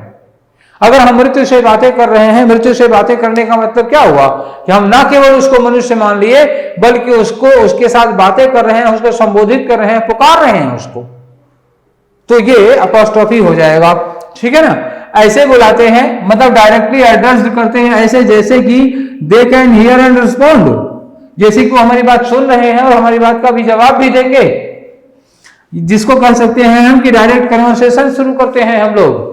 जब हम नॉन लिविंग से, एब्स्ट्रैक्ट से या डेड से डायरेक्ट कन्वर्सेशन स्टार्ट करते हैं तो दैट इज कॉल्ड अपॉस्ट्रोफी, और जब हम उन्हें केवल सजीव और मानव के रूप में मान लेते हैं तो दैट इज कॉल्ड पर्सोनिफिकेशन। अब देखते हैं डिफरेंस क्या होगा। जैसे ये लिखा, एक एग्जांपल लिखा, opportunity Knox at the door, opportunity Knox at the door, अवसर दरवाजे पर दस्तक देता है, नॉक्स एट द डोर, अवसर दरवाजे पर दस्तक देता है। दरवाजे पर दस्तक देने का मतलब क्या हुआ, ऐसे समझिए देसी भाषा में, क्योंकि दरवाजे की कुंडी खटखटाना, मौका दरवाजे की कुंडी खटखटाता है और उस मौके पर जो जाग गया, जो समझ गया कि ये मौका है जो दरवाजे पर कुंडी खटखटा रहा है, उस समय नींद आप छोड़ के उठ गए, दरवाजा खोल दिए तो जीवन संवर जाएगा। और उस मौके को जो नहीं समझ पाया उसके हाथ से मौका निकल गया। एक मौका ईश्वर देता जरूर है सबको, तो मौका दरवाजे पर दस्तक देता है। अगर मौका आपके दरवाजे पे आके आपके दरवाजे की कुंडी खटखटा रहा है तो इसका मतलब क्या हुआ, मौका। अवसर को हम किस रूप में देख रहे हैं, अवसर एक मानव रूप में देखा जा रहा है जिसके दो पैर हैं, दो हाथ हैं और अपने हाथ से वो कुंडी पकड़ के खट खट खट कर रहा। तो इसका मतलब अवसर को हमने मानव के रूप में निरूपित किया, मानव के रूप में डिपिक्ट किया, इस लाइन में अवसर को मानव के रूप में मान लिया, तो यही हो गया पर्सोनिफिकेशन। जैसे हम ये कहते हैं कि death lays his icy hands on kings, बहुत बार पूछा गया है बच्चा ये question, death lays his icy hands on kings, मौत अपने बर्फ जैसे ठंडे हाथ राजाओं पर रखती है, मतलब मौत से कोई बचा नहीं, चाहे राजा हो चाहे फकीर। तो death lays his icy hands, मौत अपने हाथ राजाओं पर रखती है, मतलब क्या हुआ, मौत इसके क्या है, हाथ हैं, मौत के हाथ हैं, इसका मतलब आपने मनुष्य मौत की क्या बना दी? बॉडी। 2 हाथ हैं, 2 पैर हैं, सिर है, आंख नाक मुंह है, और अब मौत अपने हाथ राजा के ऊपर रखी। तो मौत को एक मनुष्य के रूप में देख रहे हैं। तो जब मौत को मनुष्य के रूप में देख रहे होंगे तो यहां मौत का क्या कर दिया? पर्सोनिफिकेशन। यहां अपॉर्चुनिटी का क्या कर दिया? पर्सोनिफिकेशन। जैसे हम कहें moon veiled her face behind the clouds, क्या लिखा? Moon veiled her face behind the clouds, चांद ने बादलों के पीछे अपना मुंह छुपा लिया। Behind the clouds, moon veiled का मतलब घूंघट कर लेना, तो चांद ने बादलों के पीछे अपना मुंह छुपा लिया, घूंघट कर लिया। तो चांद ने घूंघट कर लिया, पर्दा कर लिया। ये भावना, ये कार्य कैसा है? पर्दा कर लेना, घूंघट कर लेना, कैसा कार्य है? नॉन लिविंग एक्शन है या लिविंग पर्सन का एक्शन है? ये तो लिविंग पर्सन का एक्शन है। तो चंद्रमा से अगर आप लिविंग पर्सन का एक्शन करवा रहे हैं, दैट मीन्स कि आप चंद्रमा को पर्सन के रूप में, व्यक्ति के रूप में मान रहे हैं। चंद्रमा का पर्सोनिफिकेशन हो गया। चलिए इधर आते हैं अपॉस्ट्रोफी में। तो अपॉस्ट्रोफी में पहले हम थोड़ा सा जगह बना देते हैं। याद रखिएगा यहां क्या लिखा था? Directly addressed. तो यहां पर हम एक सेंटेंस लिखते हैं, जैसे कहीं लिखा, O solitude, O solitude, where is thy charms. O solitude, where is thy charm. Solitude किसको कहते हैं? निर्जन, सुनसान को, वीराना, सन्नाटा। कभी क्या कहता है? ओ सॉलिट्यूड, ओ सन्नाटे, वेयर इज दाई चार्म, तुम्हारा आकर्षण, तुम्हारी खूबसूरती कहां है? आगे लिखा होगा where which the sails has found in their meditation. ठीक है, तो अगली लाइन नहीं लिखा हूं, सिर्फ इतना पूछा कवि ने कि ओ सन्नाटे, कहां है तुम्हारी खूबसूरती, कहां है तुम्हारा आकर्षण? तो सन्नाटे को संबोधित करके सीधे सवाल पूछ रहे हैं कि तुम्हारी खूबसूरती कहां है। ऐसे पूछ रहे हैं जैसे कि सन्नाटा अभी आएगा और कहेगा मिस्टर उधर है पर्दे के पीछे। तो ऐसे लग रहा है ना, तो ऐसा लग रहा है, ये बात तो ऐसे लग रहा है जैसे कि सन्नाटा आके अभी जवाब देगा। ठीक है, तो यहां ओ सॉलिट्यूड, ये क्या हो गया? यहां लगाना चाहिए था ये निशान, अपॉस्ट्रोफी का निशान लगा होगा तो ऐसे भी पहचान में आ जाएगा। जैसे एक क्वेश्चन है, Milton, thou shouldst be living at present. Milton, thou shouldst be living at present.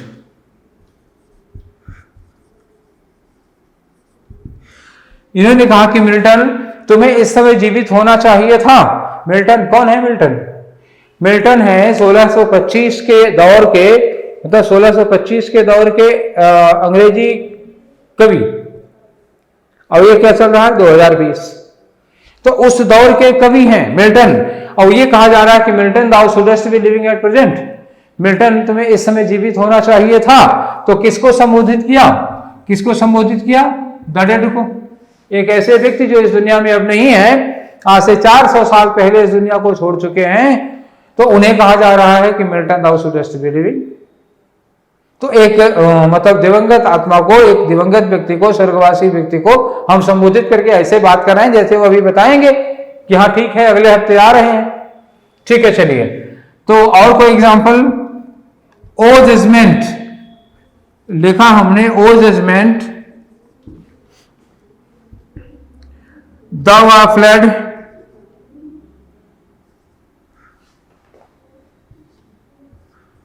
to the brutish beasts, to the brutish beasts। कहा कि ओ जजमेंट, तुम जंगली जानवरों के बीच रहने चले गए। तो ये ओ जजमेंट, न्याय, बताइए, न्याय को पुकार के ऐसे बोल रहे हैं जैसे न्याय अभी सुन के कह रहा है हाँ ठीक है, चले गए थे जंगल में, कल आ जाएंगे। तो अब ये ऐसे लग रहा है जैसे कि वो सुन रहे हो, अभी बोलेंगे। देखिए, एक प्राकृतिक नेचर का एक सीन था, एक जजमेंट एब्स्ट्रैक्ट आइडिया है। एक इस समय इस दुनिया में नहीं है, दिवंगत आत्मा है, इनको संबोधित करके कहा दूसरी सबसे बड़ी बात, ये लगा होगा, अपॉस्ट्रोफी लगा होगा, तो फिर यही है अपॉस्ट्रोफी फिगर ऑफ स्पीच। ठीक है ना। इसमें क्या करते हैं, निर्जीव वस्तुओं को मानव के रूप में मान लेते हैं, इसमें उन्हें मानव के रूप में मानकर उनसे बातचीत करते हैं, उनको सीधे संबोधित करते हैं। इतना ही इन दोनों के बीच का डिफरेंस है। आई थिंक आपको ये बात समझ में आ गई होगी अच्छे से। अब एग्जाम में आ जाएगा तो आप बढ़िया से आंसर कर लेंगे। ठीक है, चलिए हम लोग आगे बढ़ते हैं। अब जितने भी फिगर ऑफ स्पीच बचे हैं सब इंडिपेंडेंट बचे हैं, इनका कोई ग्रुप नहीं है। अभी तक हम लोग जो पढ़ रहे थे वो ग्रुप में पढ़ रहे थे, कुछ कंपैरिजन बेस्ड थे, कुछ विरोध पर कंट्रास्ट बेस्ड थे, और कुछ साउंड पर बेस्ड थे, कुछ पर्सोनिफिकेशन पर बेस्ड थे। अब इस तरह से ग्रुप के खत्म हो गए हैं, सब के सब क्या है, इंडिपेंडेंट, इंडिविजुअल पढ़ना पड़ेगा सबको अलग अलग, क्योंकि कोई कंफ्यूजन नहीं है, किसी से कोई समानता असमानता नहीं है। तो उसी श्रेणी में एक आता है हाइपरबोल, और हाइपरबोल कौन सा फिगर ऑफ स्पीच है, जिसको आप हिंदी में कहते हैं अतिशयोक्ति। और अतिशयोक्ति क्या होता है आप बताइए। दो शब्द हैं, अतिशय उक्ति। और अतिशयोक्ति क्या होता है, अतिशय का मतलब क्या हुआ, हद से ज्यादा। तो जब हद से ज्यादा कोई बोलता है तो उसे क्या कहते हैं, अतिशयोक्ति। तो ये क्या होगा, ये होता है एक तरह का एग्जैगरेटेड। आपके एग्जाम में डेफिनेशन आती है तो आप क्या लिखेंगे, एग्जैगरेटेड स्टेटमेंट। तो एग्जैगरेटेड स्टेटमेंट क्या होता है, जिसको आप कह सकते हैं ओवर स्टेटमेंट। ओवर स्टेटमेंट क्या होता है, जब आप किसी चीज को उसकी वास्तविक लिमिट से कम या इतना ज्यादा, इतना कम या इतना ज्यादा कर दें कि वो बात हजम नहीं हो, तो वो क्या हो जाता है, ओवर स्टेटमेंट हो जाता है। जैसे मान लीजिए हम ये कहते हैं कि सी सेड बकेट ऑफ टीयर्स, क्या लिखा हो, सी सेड बकेट ऑफ टीयर्स। अब आप बताइए कि उसने बहाए, सेड मतलब क्या हुआ, पेड़ से पत्ते गिरते हैं तब भी सेड, और आंख से आंसू गिरते हैं तब भी said. C said bucket of tears मतलब क्या हुआ, उसने इतने आंसू बहाए, इतने आंसू बहाए कि आंसुओं से बाल्टी भर गई। अब आप बताइए, उसने इतने आंसू बहाए कि आंसुओं की बाल्टी भर गई। एक बाल्टी भर के आंसू कोई बहा सकता है?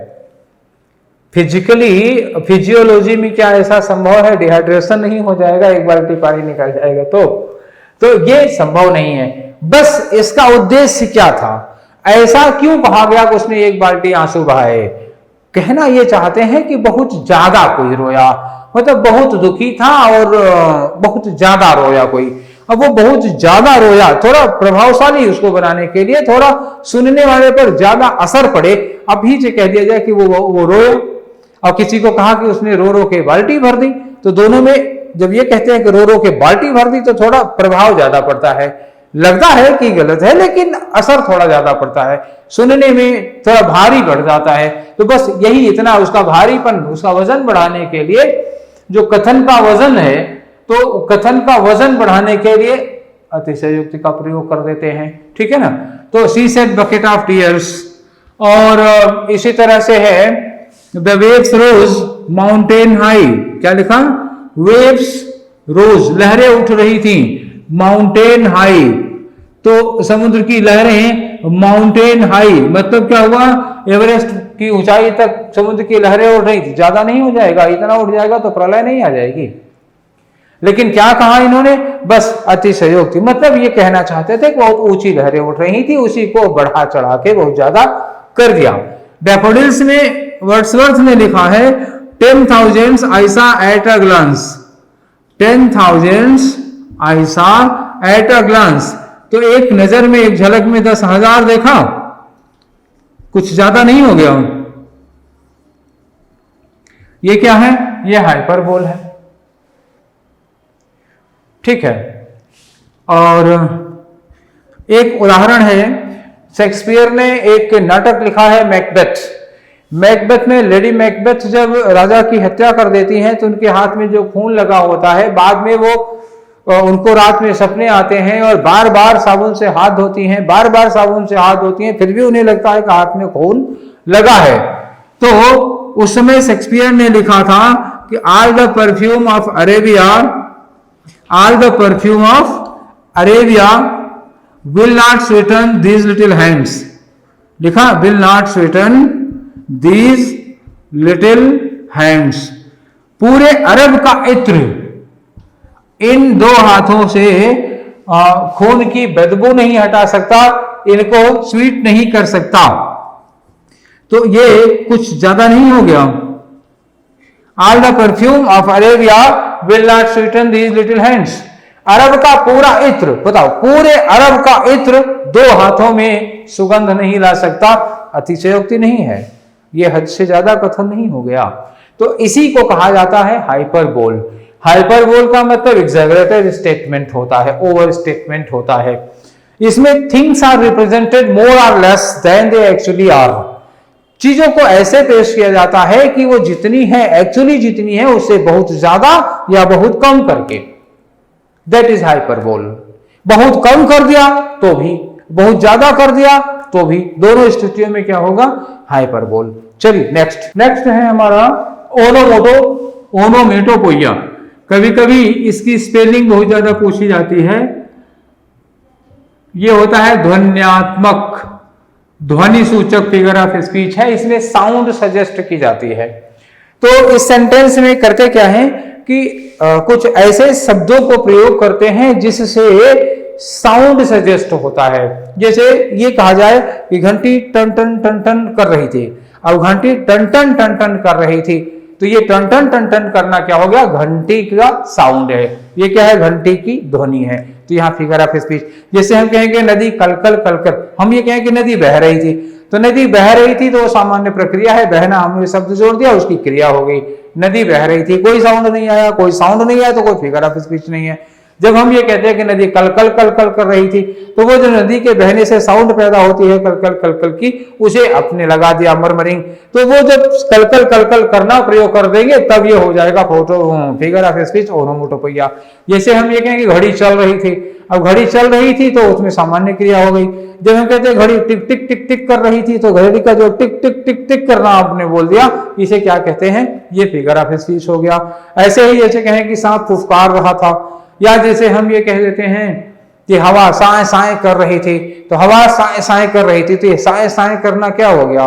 ये फिगर ऑफ स्पीच हो गया। तो इसमें ओनोमेटोपोइया में क्या किया जाता है? इसमें होता है इमिटेशन ऑफ साउंड। क्या होगा?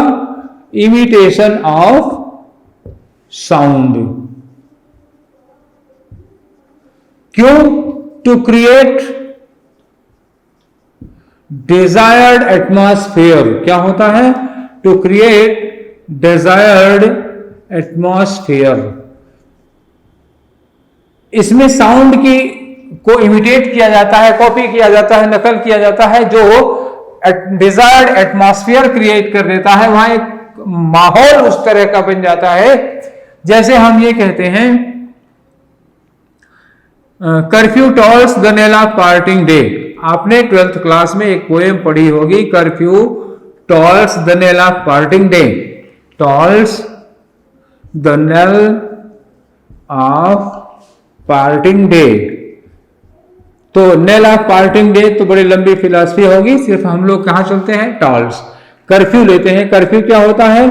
चर्च में जो शाम के समय घंटा बजता है उसे क्या कहते हैं? कर्फ्यू। और टॉल्स का मतलब क्या होता है? बजना नहीं। टॉल्स का मतलब होता है टन टन, 4 बार लिखेंगे, टन टन टन टन करना। तो curfew tolls the knell of parting day का मतलब क्या हुआ? चर्च में घंटा टन टन टन टन कर रहा था। तो अब ये जब कहेंगे कि टन टन टन टन कर रहा था, इसका मतलब क्या हुआ? हम घंटे का साउंड लिख दिए। जब हम घंटे का साउंड लिख देंगे तो वो क्या कर रहा है? एटमॉस्फेयर। जैसे कहते हैं घंटा टन टन टन टन कर रहा है, तो आपके दिमाग में घंटे की आवाज बजने लगी कि नहीं बजने लगी? वो घंटे की आवाज बजने लगी, तो ये क्या हो गया? ये एटमॉस्फेयर क्रिएट किया गया। इसीलिए इसको हम क्या कहते हैं? ओनोमेटोपोइया। ठीक। और कोई फिगर ऑफ चीज और देखते हैं। जैसे हमने लिखा beauty born of murmuring sound. क्या लिखा? Beauty born of murmuring sound shall pass into her face. Murmuring sound shall pass into her face. आप लोगों ने एक पोएम पढ़ी होगी विलियम वर्ड्सवर्थ की education of nature. Education of nature में लूसी को जब नेचर पाल रही है तो नेचर ने कहा था कि जो नदियों के कलकल की आवाज है, beauty born of murmuring sound, नदियों से जो कलकल की आवाज है उस आवाज की खूबसूरती लूसी के चेहरे में प्रवेश कर जाएगी। ठीक है ना। तो नदियों के कलकल की आवाज, यहाँ जो मर्मरिंग साउंड लिखा है, beauty born of murmuring sound, ये नदियों के कलकल की आवाज। तो ये जो कलकल की आवाज कह दिया तो ये कलकल करना क्या है, ये नदी का साउंड यहाँ लिख दिया। और अभी मैंने कहा था जब किसी का साउंड लिख दिया जाता है तो वो कौन सा फिगर ऑफ स्पीच होगा, ओनोमेटोपोइया। ठीक है, चलिए एक आध दो साउंड और। अब इस फिगर ऑफ स्पीच को आपको याद करना है या पकड़ना है, पहचानना है, रिकॉग्नाइज करना है, आइडेंटिफाई करना है, तो इसके लिए आपको जरूरत होगी कि कुछ चीजों के साउंड आप ध्यान रखिए। जैसे कक, कक मतलब क्या हुआ, मुर्गा। तो मुर्गा क्या करता है, ये करता है क्रो, और क्रो क्या होता है, कौवा। इसका साउंड क्या होता है, काव। जैसे कैट लिखा है तो कैट का साउंड क्या होता है, म्यू, म्याऊ म्याऊ करना। तो म्याऊ म्याऊ करने के लिए क्या लिखा होगा, म्यू। तो और बी है, बी मधुमक्खी, तो इसको लिए क्या लिखा जाता है, बज, BU-Z। कहीं लिखा हो कि बीज आर बजिंग, तो बजिंग आर यू बजना, बाजा बजने की बात नहीं है, बज अंग्रेजी का वर्ड है। तो बज का मतलब क्या होता है, भिन भिनाना। ठीक है ना। तो क्लॉक टिक्स, टिक टिक माने क्या होता है, घड़ी का टिक टिक टिक टिक करना। तो ये टिक है, किसके लिए लगेगा, ये क्लॉक के लिए। ऐसे ही नेचर में तमाम चीजों के अलग अलग साउंड हैं। जैसे शेर दहाड़ता है तो उसकी आवाज लगाएंगे तो कौन सा हो जाएगा, ओनोमेटोपोइया हो जाएगा।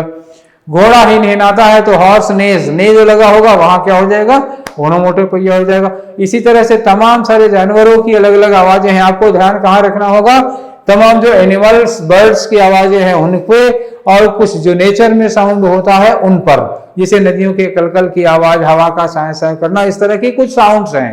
तो उन साउंड्स को अगर आप लोग तैयार कर लेते हैं, याद कर लेते हैं, तो ओनोमेटोपोइया फिगर ऑफ स्पीच पकड़ने में आपको कोई प्रॉब्लम नहीं होगी। ठीक है, अब उम्मीद है ये समझ में आ गया होगा। Let's proceed to the next. तो ये है इमेजरी। इमेजरी को हिंदी में कहते हैं बिंब।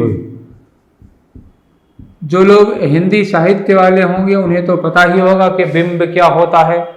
कविताओं में बिंब विधान होता है, ऐसे ही अंग्रेजी में कविताओं में इमेजरी का प्रयोग किया जाता है। तो इमेजरी एक ऐसा डिवाइस है, इमेजरी एक ऐसी पोएटिक टेक्निक है जिसमें ऐसे शब्दों का प्रयोग किया जाता है, कविता लिखते समय ऐसे शब्दों का प्रयोग किया जाता है कि दिमाग में एक इमेज बन जाती है।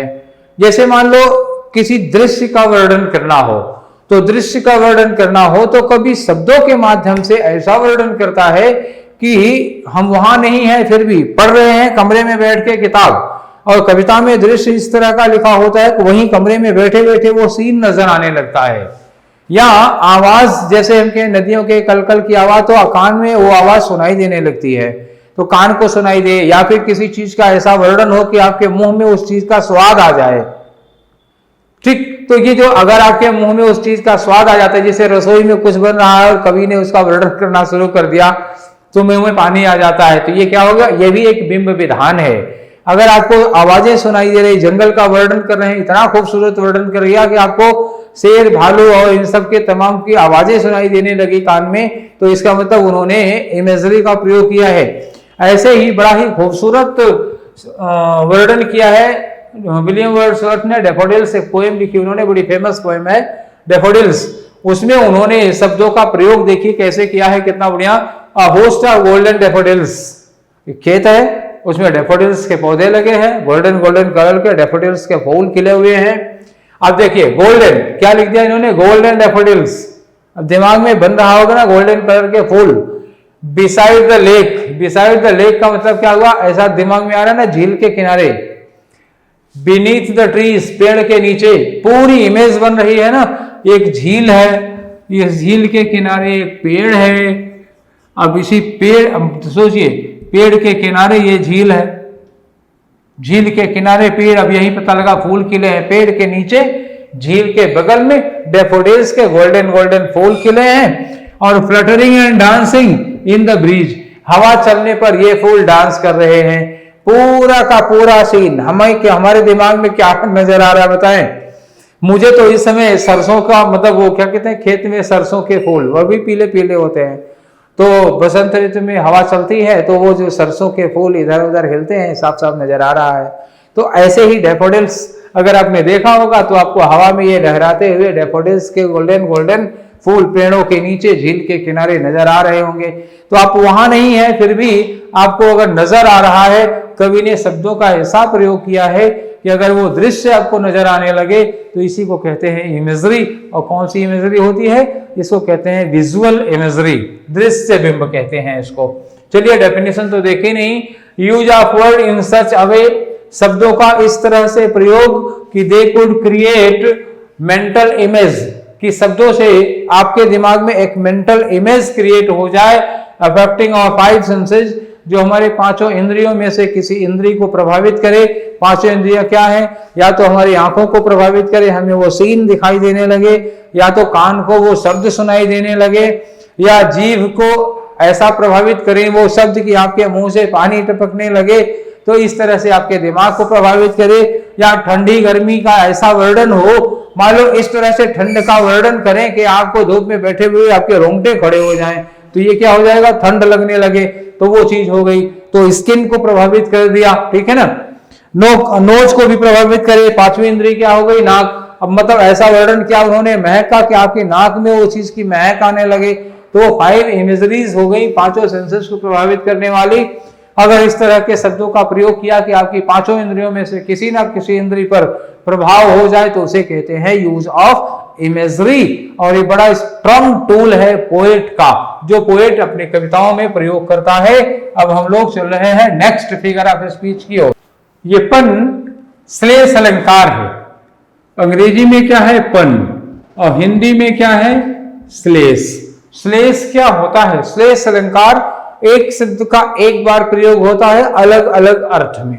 जब एक ही शब्द एक से अधिक अर्थ देता है तो उसे श्लेष अलंकार कहते हैं। तो श्लेष अलंकार अंग्रेजी में भी होता है, जिसे कहते हैं पन। तो इसमें होता क्या है कि एक शब्द को इस तरह से प्रयोग किया जाता है कि it gives more than one application. मतलब क्या हुआ? एक से ज्यादा एप्लीकेशन, एक से ज्यादा ढंग से यूज किया जा सकता है, एक से ज्यादा ढंग से उसका अर्थ निकाला जा सकता है। जैसे हम एक वर्ड यूज करने जा रहे हैं, लिवर, LIVER, LIVER। तो देखिए एक शब्द क्या होता है? लिवर का मतलब क्या हुआ? हमारे शरीर में एक अंग है लिवर का मतलब यकृत, और एक वर्ब होती है लिव।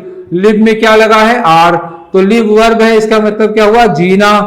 तो लिव माने जीना, तो लिवर का मतलब क्या हो जाएगा? जीने वाला। चलिए हम आगे देखते हैं एक उदाहरण। तो जैसे मान लो कहीं लिखा है is the life worth living, is the life worth living. किसी ने पूछा कि क्या जीवन जीने लायक है? Is the life worth living, क्या जीवन जीने लायक है? तो किसी ने जवाब दिया इट डिपेंड्स ऑन लिवर। किस पे? It depends on liver, it depends on liver. किसी ने पूछा क्या जीवन जीने लायक है? जवाब मिला इट डिपेंड्स ऑन लिवर। तो लिवर का क्या मतलब हुआ? एक लिवर तो मतलब ये हो गया ना कि आपका जो लिवर है, आपके शरीर में जो यकृत है वो कैसा है। तो अगर यकृत अच्छा है, अगर आपके शरीर का लिवर सही सलामत है, दुरुस्त है, हेल्दी है, तो लीवर अगर हेल्दी है तो इसका मतलब पूड़ी कचौड़ी जो भी खाएंगे वो पच जाएगा। तो अगर कुशल सुकून से खा नहीं सकते तो जीवन अच्छा नहीं होगा। तो अगर आपका लीवर अच्छा है तो आप खूब जिए, कोई बात नहीं है, जीवन जीने लायक है आपका, कुछ भी खाने पीने लायक है आप। तो लीवर अच्छा होगा तो आप कुछ भी खाने पीने लायक हैं, और जब खाने पीने लायक हैं तो जिए, तब जीवन अच्छा होगा, जीने लायक होगा। तो एक लीवर का सेंस क्या आ रहा है? इस लीवर का एक सेंस आ रहा है यकृत। आपके यकृत पर डिपेंड करता है, आपके लीवर पर डिपेंड करता है कि जीवन जीने लायक है या नहीं। और दूसरी बात इन्होंने कहा कि जीवन कैसा है, जीने वाले पर डिपेंड करता है। मतलब जिस व्यक्ति को जीवन जीना है उस पर डिपेंड करता है कि जीवन जीने लायक है या नहीं है। तो यहाँ लीवर शब्द एक बार लगा है, लेकिन दो अलग अलग अर्थों में प्रयोग किया जा सकता है, दो अलग अलग अर्थ दे रहा है, दो अलग ढंग से आप इसका अर्थ निकाल सकते हैं। एक ही शब्द को अगर एक से अधिक ढंग से अर्थ निकाल सकते हैं तो वो श्लेष अलंकार हिंदी में होता है, अंग्रेजी में उसी को क्या कहते हैं? पन। एक और उदाहरण दे रहे हैं जिससे आपको अच्छे से समझ में आ जाए। तो एक अगला उदाहरण है N ambassador. N ambassador is an honest man who lies in abroad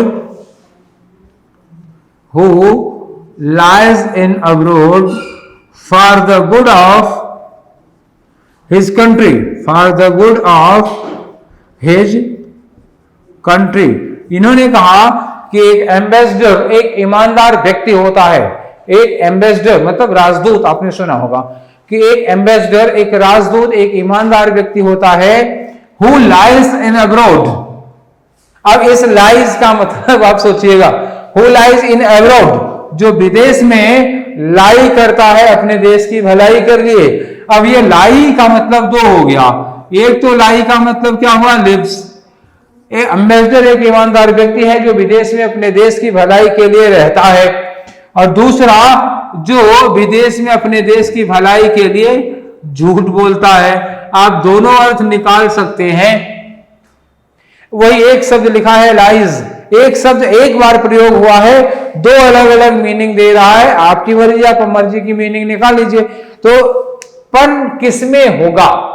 पन उन्हीं शब्दों में हो सकता है, उन्हीं वर्ड्स में हो सकता है जो दो अर्थों में प्रयोग किया जा सकता है, जिनके द्विअर्थी मीनिंग होते हैं। तो वो शब्द जिनके द्विअर्थी मीनिंग होते हैं, जैसे लाई का द्विअर्थी मीनिंग निकला था, लीवर का द्विअर्थी मतलब था, तो जिनके द्विअर्थी मतलब होते हैं उन्हीं का पन हो सकता है और किसी का होगा नहीं। तो ये एक फिगर ऑफ स्पीच था जो कभी कभी पूछा गया है।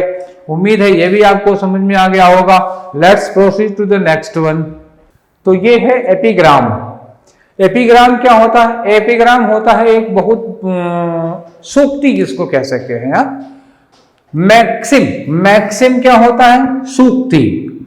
और सूक्ति क्या होती है? सूक्ति होती है एक ऐसा कथन, एक ऐसा स्टेटमेंट जिसमें बहुत बड़ी समझदारी या बहुत बड़े ज्ञान की बात छुपी होती है, वो मैक्सिम है। उसी को पोएम में क्या कहा जाता है? एपिग्राम, सूक्ति कही जाती है। ठीक है, तो एपिग्राम क्या होता है? Brief pointed statement. ब्रीफ माने छोटा, pointed statement full of wisdom, जिसमें ज्ञान भरा हो। एक लाइन, आधी लाइन का कथन होगा और उसमें दुनिया भर का बहुत बड़ा ज्ञान भरा होगा। जैसे एक कथन है कि he makes no friend who never made a foe, जिसने कभी दुश्मन नहीं बनाया वो कोई दोस्त नहीं बना सकता। तो इन्होंने कहा एक समझदारी वाली बात कही। जैसे मान लीजिए एक सेंटेंस को ये कहता है कि child is father of a man. क्या कहा? Child is father of a man. तो ये क्या है? एक सूक्ति है। बच्चा भी एक व्यक्ति का पिता होता है, मतलब आगे चल के बड़ा होगा, वो भी बाद में पिता बनेगा। तो उसके में पिता बनने के गुण बचपन से ही मौजूद होते हैं। ऐसे ही जैसे कबीर के, रहीम के तमाम नीति के दोहे हैं, वो सब क्या है? सूक्ति का काम करते हैं। तो ऐसे ही अंग्रेजी में भी जो कथन ऐसे होते हैं जो यूनिवर्सल एक्सेप्टेंस रखते हैं। ध्यान रखिएगा, इनमें खास बात क्या होनी चाहिए? होनी चाहिए यूनिवर्सल एक्सेप्टेंस। क्या होगा? Universal acceptance. यूनिवर्सल एक्सेप्टेंस का मतलब क्या हुआ? इसमें जो बात कही गई है पूरी दुनिया उसे सच मानती हो। मतलब जो भी स्टेटमेंट है, जैसे कहा कि child is father of a man, जैसे हम कहते हैं कि invention is necessity mother of invention, आवश्यकता आविष्कार की जननी है। तो आवश्यकता आविष्कार की जननी है। जब किसी आदमी को किसी चीज की जरूरत पड़ती है तब आदमी उस चीज की खोज करता है। तो दुनिया भर में यही बात लागू होती है ना। आज से युगों पहले से लेकर आज तक दुनिया में हर कहीं ये बात स्वीकार सच के रूप में मानी जाती है। तो यूनिवर्सल एक्सेप्टेंस है। Everywhere that statement is accepted as truth. तो अगर हम इसको यूनिवर्सली ट्रू मानते हैं और एक छोटे से कथन में बहुत समझदारी की बात कही गई है, तो उसको फिगर ऑफ स्पीच में किसमें रखेंगे? एपिग्राम। तो एपिग्राम हो गया। आप ये समझ गए क्या क्या इसमें शर्तें होनी चाहिए। इसी एपिग्राम से मिलता जुलता एक और फिगर ऑफ स्पीच है जिसे हम कहते हैं यूफेमिज्म। यूफेमिज्म क्या चीज होती है? यूफेमिज्म एक ऐसी चीज है जिसमें अप्रिय बात को प्रिय ढंग से कहा जाए। तो अप्रिय बात को प्रिय ढंग से कहा जाए, आप हिंदी में पहले इतना समझ जाइए, अप्रिय बात और प्रिय कथन। बात अप्रिय है मतलब अच्छी नहीं लगेगी, लेकिन कहीं ऐसे ढंग से जा रही है कि सुनने में अच्छी लगेगी। बात खराब है लेकिन सुनने में अच्छे लगे, ऐसे ढंग से कहा जाना। मतलब क्या हुआ, अनफेवरेबल, डिसएग्रीएबल थिंग। क्या होगा, अंग्रेजी में क्या होगा, डिसएग्रीएबल थिंग। डिसएग्रीएबल थिंग का मतलब आप ऐसे भी कह सकते हैं अनफेवरेबल। डेफिनेशन में कुछ भी हो सकता है, डिसएग्रीएबल या unfavourable thing presented in agreeable या फेवरेबल मैनर। एग्रीएबल या फेवरेबल मैनर ऐसे कहा जाएगा। ठीक है, तो अगर किसी अप्रिय बात को प्रिय ढंग से, फेवरेबल ढंग से आपके सामने प्रस्तुत किया जाए तो उसे हम क्या कहते हैं, उसे कहते हैं यूफेमिज्म। जैसे हमें ये किसी को कहना हो कि वो मर गए, ठीक है ना, अगर किसी व्यक्ति की मृत्यु हो जाती है हम कहते हैं कि वो मर गए, तो ये बात तो, घटना तो अच्छी नहीं है, लेकिन आप कह भी उतने ही खराब ढंग से नहीं, कोई मर गया तो आप आके कह रहे हैं कि वो मर गया, तो ये अच्छा नहीं लगेगा ना। तो ये अच्छा नहीं लगेगा, इसलिए जब हम किसी को ऐसे कहते हैं कि ही डाइड, ये लिखा ही डाइड, और दूसरा लिखा कि he left for his heavenly award. क्या लिखा, he left for his heavenly award. तो ही डाइड का मतलब वो मर गए, और यहां कहा कि he left for his heavenly award, वो स्वर्गवासी हो गए। सोचिए, अब यही कहना कि वो मर गए और वो स्वर्गवासी हो गए, दोनों में आप बात एक ही कर रहे हैं, कह एक ही बात रहे हैं, लेकिन कहने का ढंग अलग है। यहां आप अप्रिय बात को अप्रिय ढंग से कह रहे हैं, और यहां बात अप्रिय है लेकिन कहने का ढंग अच्छा है। तो बस वही अप्रिय बात को जब अच्छे ढंग से कहते हैं तो उसी को कहा जाता है यूफेमिज्म।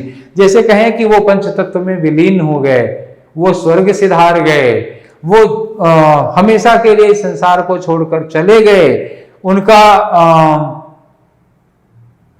तो उनका देहावसान हो गया। इस तरह के शब्दों में जब हम मृत्यु को वर्णित करते हैं तो यूफेमिज्म होता है।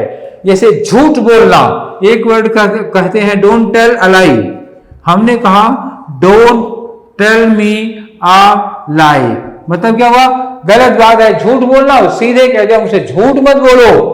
और इसी बात को अगर हम कहें don't tell me fairy tales, don't tell me fairy tales, तो don't tell me fairy tales ये क्या होता है, ये भी झूठ बोलना होता है। अब मुझसे यहां कहा मुझसे झूठ मत बोलो, और यहां भी कहा मुझसे झूठ मत बोलो, यहां सीधे कह दिया डायरेक्ट अप्रिय बात अप्रिय ढंग से, यहां क्या कहा अप्रिय बात अच्छे ढंग से। जब आप अप्रिय बात को अच्छे ढंग से कहेंगे तो वही होता है यूफेमिज्म। ठीक है, एपिग्राम और यूफेमिज्म ये फर्क होता है, आप समझ गए होंगे। चलिए आगे बढ़ते हैं। ये मेटोनिमी है, और मेटोनिमी का मतलब क्या होता है, चेंज ऑफ नेम। मेटोनिमी क्या है, चेंज ऑफ नेम। और चेंज ऑफ नेम में होता क्या है कि हमें जिसको कहना है उसका नाम नहीं लेते, किसी और का नाम ले लेते हैं। जैसे मान लो हमें ये कहना हो कि द दिल्ली, क्या लिखा हमने, the Delhi should reply that, तो दिल्ली शुड रिप्लाई दैट मतलब क्या हुआ, दिल्ली को इसका जवाब देना चाहिए। तो जब हम ये कहते हैं कि दिल्ली को इसका जवाब देना चाहिए, जैसे हम ये कहते हैं कि वाशिंगटन ने इस बात पर नाराजगी जाहिर की, जैसे हम ये कहते हैं कि बीजिंग इसके लिए तैयार नहीं है या बीजिंग इस पर राजी नहीं हुआ, तो जब हम कहते हैं बीजिंग इस पर राजी नहीं हुआ, बीजिंग डिड नॉट एग्री, तो बीजिंग किसको रिप्रेजेंट कर रहा है, चाइना। दिल्ली को इसका जवाब देना चाहिए, तो दिल्ली को इसका जवाब देना चाहिए, दिल्ली शुड रिप्लाई दैट। इसका मतलब क्या हुआ, दिल्ली मतलब क्या लिखा, दिल्ली किसको रिप्रेजेंट कर रहा है, भारत की सरकार को। वाशिंगटन ने चर्चा की, तो वाशिंगटन ने चर्चा की मतलब क्या हुआ, अमेरिका की सरकार ने चर्चा की। यहां द दिल्ली किसके लिए लगा हुआ है, भारत की सरकार के लिए। और एक वर्ड देखिए, जैसे मान लिया लिखा है कि you should respect the chair, you should respect the chair. हमने कहा आपको कुर्सी का सम्मान करना चाहिए, तो यहाँ द चेयर का क्या मतलब है आप बताइए। यहाँ जो लिखा है कि you should respect the chair, तो यहाँ द चेयर का मतलब क्या हुआ? द चेयर का मतलब आपका मैनेजर, आपका बॉस, आपका अधिकारी, जो आपका सुपीरियर है, जो आपका सीनियर है, जो आपकी अथॉरिटी है। तो यहाँ द चेयर का मतलब क्या हुआ? आपके ऊपर का अधिकारी, जो पद है। तो ये द चेयर का मतलब क्या हुआ? वो पद, वो पोस्ट, जैसे उसकी आपको उसका सम्मान करना चाहिए। तो यहाँ द चेयर चेयर के सेंस में नहीं आया है, यहाँ द चेयर पद के सेंस में आया है। तो इसी को कहते हैं मेटोनिमी, इसी को कहा जाता है उसका नाम बदल देना। जैसे हम कहें the bench has decided, the bench has decided the case, bench ने केस को डिसाइड कर दिया, तो bench has decided the case. अब यहां द बेंच, केस तो जजों ने सॉल्व किया है, तो द बेंच का मतलब यहां क्या होगा? यहां द बेंच का मतलब हो गया जजों ने, तो जजों के लिए यहां बेंच वर्ड प्रयोग कर दिया गया, इसलिए यहां क्या होगा? यहां होगा मेटोनिमी।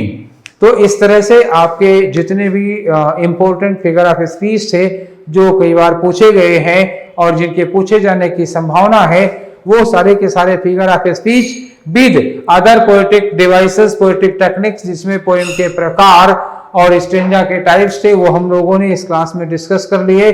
फिर अब एक नए टॉपिक के साथ नई क्लास में आपसे मुलाकात होगी, और इस टॉपिक से मुझे पूरा यकीन है कि अब आपका कोई क्वेश्चन छूटेगा नहीं और ना कोई क्वेश्चन गलत होगा।